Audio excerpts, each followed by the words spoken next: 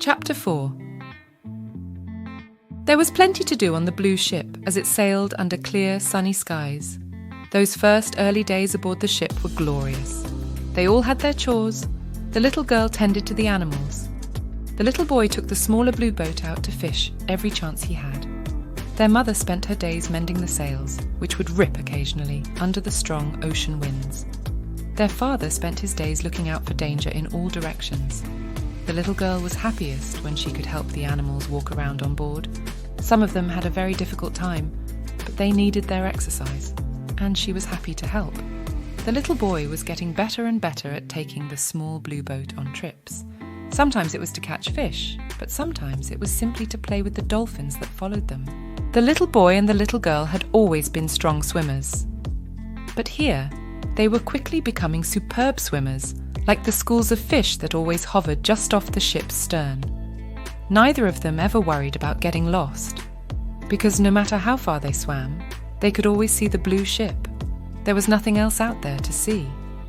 At night, their father began to teach the little boy how to navigate by the stars. He pointed out the constellations, where they appeared at certain times of the night, and how to follow them. The little boy loved gazing at the stars from the bow of the ship. He'd never taken the time to look at them on the island.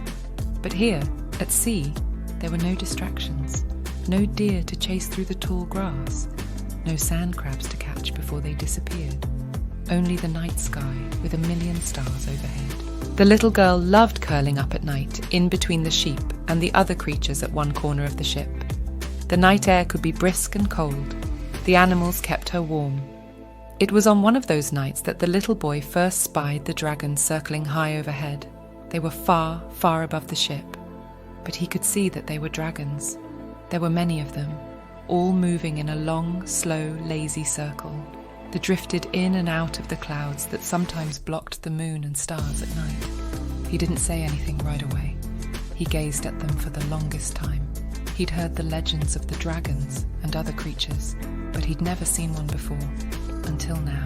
"Father," he said finally, "do you see the dragons high above us?" His father was busy looking at a particular star constellation just then.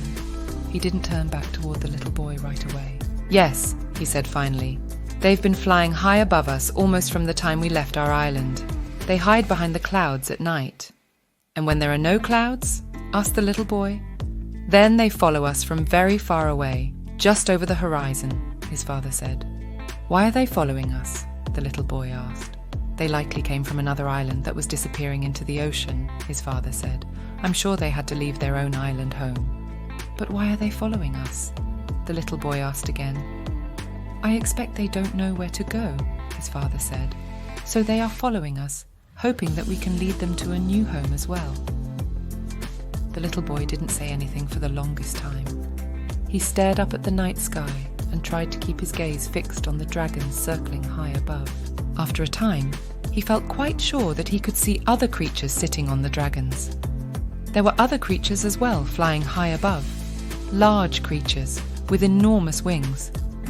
"Father," the little boy said, "do you see the other creatures there? The ones sitting on the dragons? And the other creatures flying beside them?" "Yes, I see them," his father said. "There are likely any manner of creatures following us, hoping that we may lead them to a new home. And when we get there, to our new home, will they harm us?" the little boy asked.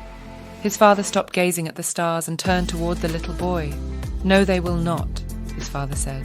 "We will find shelter right away, and then we will find a way to escape them." "Perhaps they will just find other places to go when we get there," the little boy said. "Perhaps," said his father, "but do not worry. I will find a way to protect us." "I will help you," the little boy vowed. "I'm sure you will," their father said with a knowing smile.